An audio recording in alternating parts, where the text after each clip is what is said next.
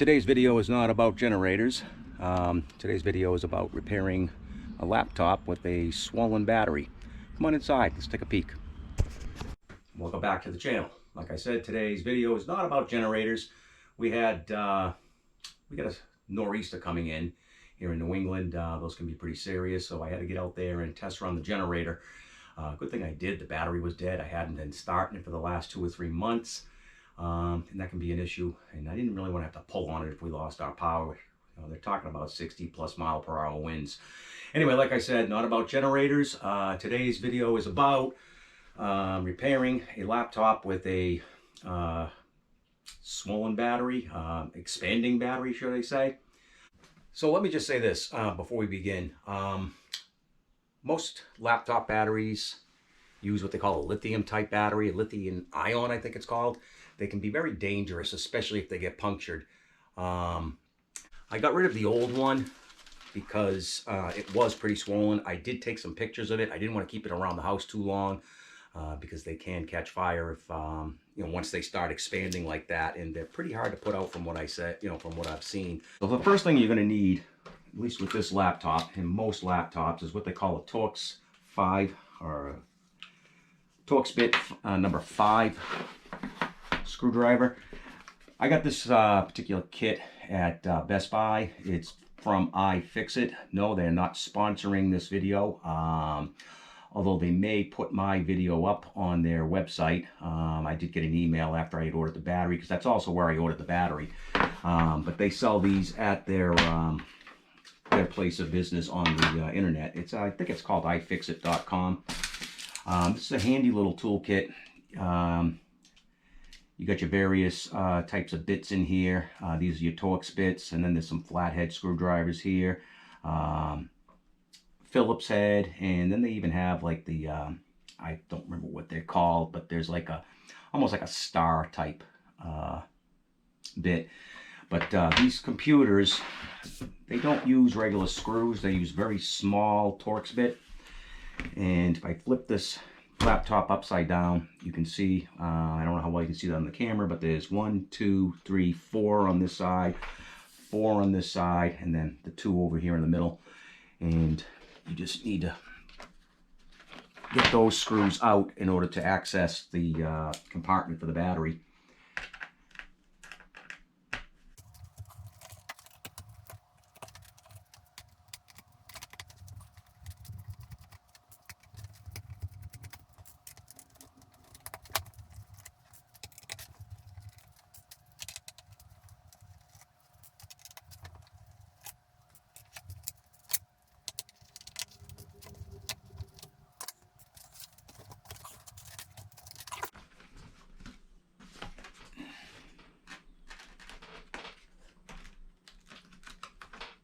At this point, you got to take a couple little, no, you don't have to worry about that.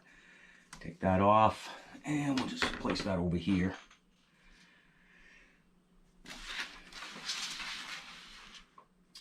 So here's your battery compartment right in here. This is where the battery goes.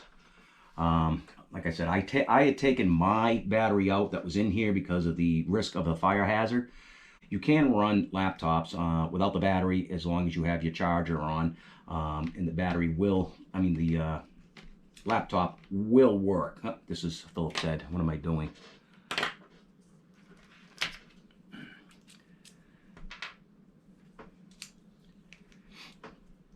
So I left the screws in from when I took the old battery out because I didn't want to lose them. I just kind of reinstalled them. And if the battery were in, this is basically all you would have to do is remove these particular screws here. I think there were like 5 of them, as I recall.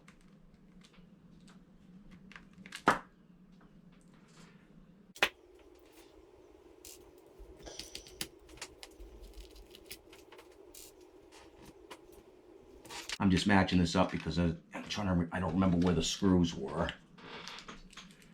And there's another one right there.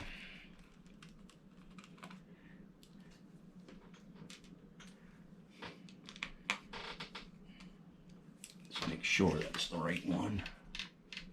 Yep.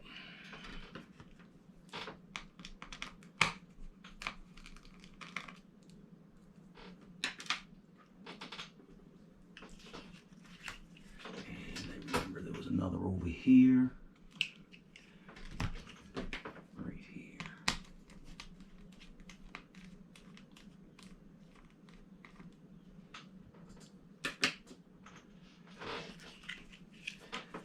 So you're just going to lay your battery in.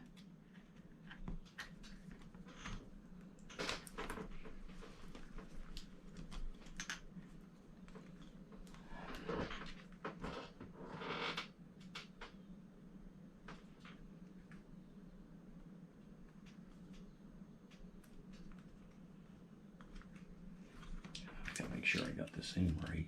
No, that does look right. Oh yeah, there it is. Okay.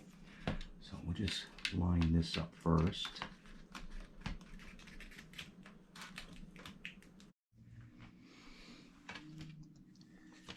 This is a shot of the old battery. As you can see, it is quite bloated. I will admit I was a bit nervous handling it, and I did have it on a metal baking tray on the off chance it would ignite. At least this way I could carry it outside if it did combust. It should be noted lithium polymorph batteries should not be thrown into the trash, as they can spontaneously combust, causing injury. Most towns have a recycling program, or you can call some electronics distributor to take them, such as Best Buy, Staples, or sometimes even Walmart.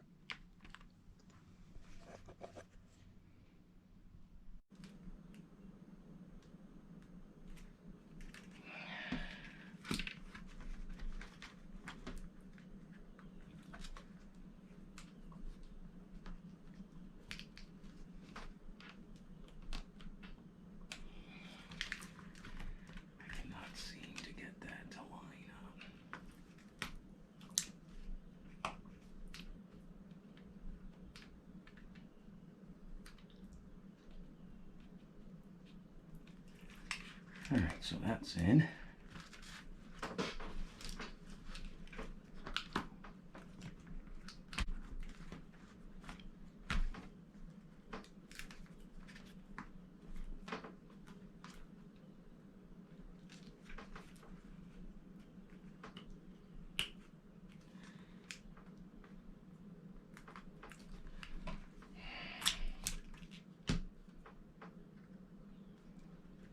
There we go.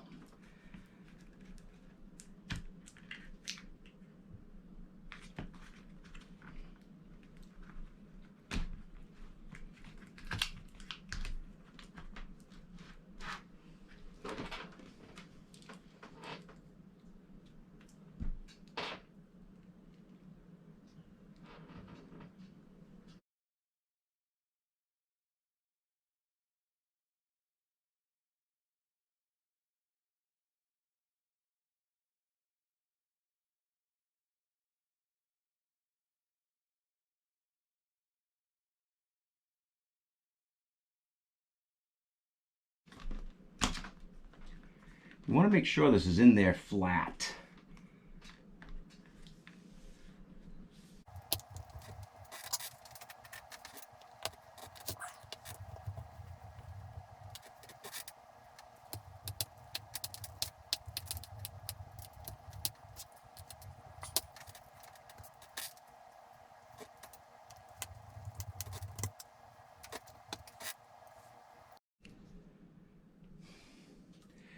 All right, so that should pretty much do it. Just a matter of putting everything back together. Now, what I do anytime I work on a computer is, before you put everything back together, get a can of compressed air, and if you look over in here, I don't know how well you can see that on the video, but there's a little bit of dust in here on the screen, so it's kind of a good idea to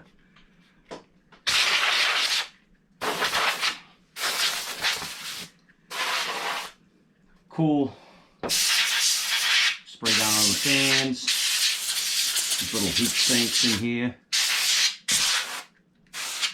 and that should about do it.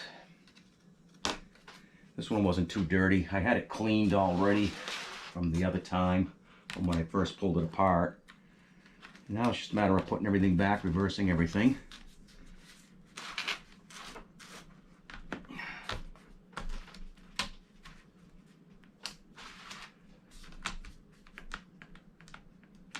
See that? It's not laying think that's laying flat enough. Maybe it is. This did bend.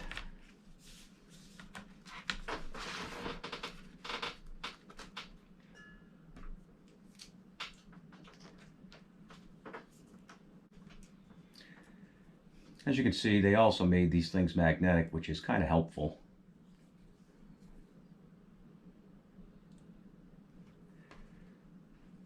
I think I missed a screw.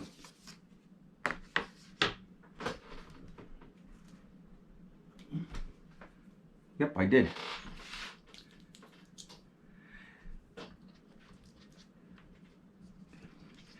You should never have extra parts, but you know the old saying,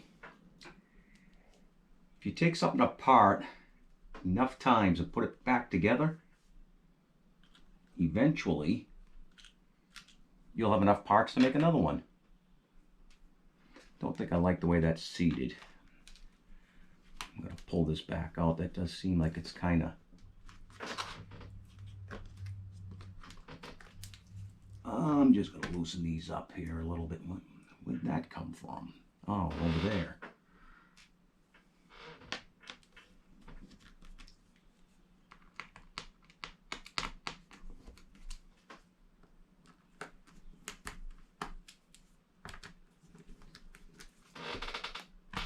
Oh, much better. Okay, so like I said, you want to make sure that that is in flat. As I was putting that cover back on, I could feel that it was kind of wobbling around a little bit. Now, that might have worked for a little while, but the paper that's all on here, or whatever this covering is, it's like an insulator. And if you break through that insulator, you can have a short. And it could also possibly puncture into this case pot. Well, this whole case does seem like it's plastic, but you don't want anything to puncture through here, because the way these batteries operate, once it gets punctured, you can have contact with negative to positive, and that's what will cause your fire. And trust me, you do not want one of these to burn in your home. They're very difficult to put out. I think you need a type B extinguisher. I've heard you can put them in a metal bucket of some sort and, you know, put sand in it. Oh, that's much better. Look at that. Yeah, see, that's flat now.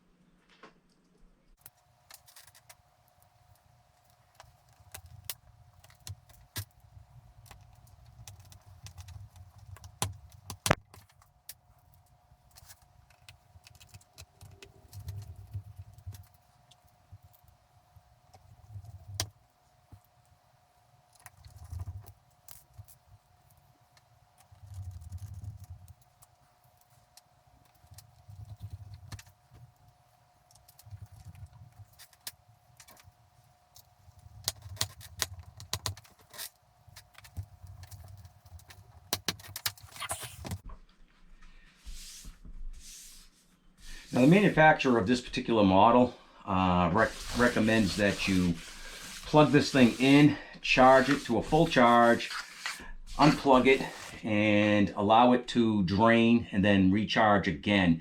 They also recommend that you at least once a month. One of the problems I have is when I have this thing plugged in, I always I leave it plugged in 24/7, and I think that's part of the issue that I had with this particular machine. They recommend that what you do is you unplug it once a month to let it completely drain, and then plug it back in. Actually, I think they said every 2 weeks. My recommendation, I'm saying, would probably be, you know, at least once a month. You want to let the battery drain down on this. What happens is they start overcharging this. They're not supposed to overcharge the battery, that is. I don't think this is going to turn on, but we're going to try it. I might have to go get the plug. This is the first test. Well, there it is. We got some lights anyway.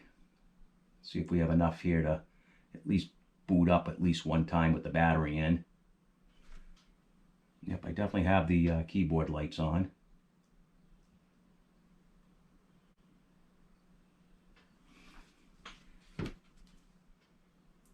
So anyway, if you look down here, you can see how the laptop is flat all right down in here. Right in here is where I noticed that it was starting to bow up in the center of the keyboard, and it was very hot to touch. The touchpad was, you know, virtually impossible to touch. It was really burning. You can see this is actually booting now off the battery, which is pretty good. Let's see what we got for battery here now. Yeah, battery right down there says about half charge. So we're gonna have to put this on a charger, let her charge up. Yep. All right, we're good. I hate touchpads. Here we go.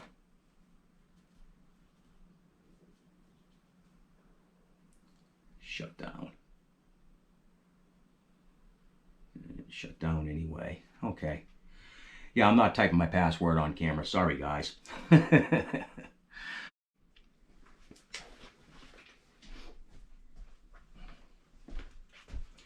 Okay, so I just got back from downstairs where I keep the laptop at and where I use it on my desk in my office. It's plugged in. It says 32 minutes till it's fully charged. So once it's fully charged, what I'm going to do is I'm going to fully discharge it and then recharge it again. Part of the reason I did this today was because we had that storm coming and I was running on the laptop with no battery at all.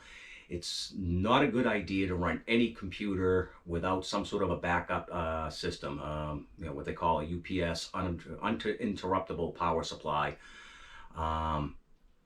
Every time your computer shuts down cold, or if you just power the power switch off, it can cause corrupt data in your system, and that can cause issues with when you're rebooting, cause issues with how fast your system runs, things of that sort. So basically, you don't want your system to be constantly shut off, you know, stone cold, you know, power cut to it, things like that. That's why I got the battery, and I put the battery in. I couldn't run it on the electric cord anymore. It was getting too risky. And at least now, if it shuts off, the battery will be there, you know, as a backup. Also, a quick shout out to ifixit.com. That's where I got the battery. I highly recommend going over there if you're, you know, a DIYer.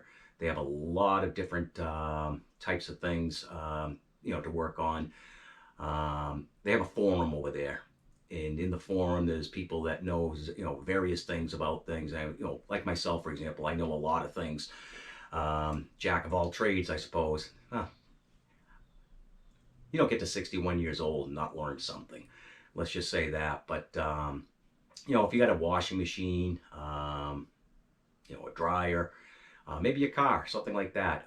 They have a forum there. You can go in, ask questions, and there's somebody in there like myself who's probably seen that problem before and will tell you how to repair it. And there's also some pretty good links in there to, you know, instructionals on how to, you know, repair various things. That being said, I do have another video coming, hopefully within the week. I have a gas burning stove, like a wood burning stove, and the pilot light keeps going out. The burner was going out. That's a whole nother story. We'll get into that with the next video, but that'll be our next how-to video.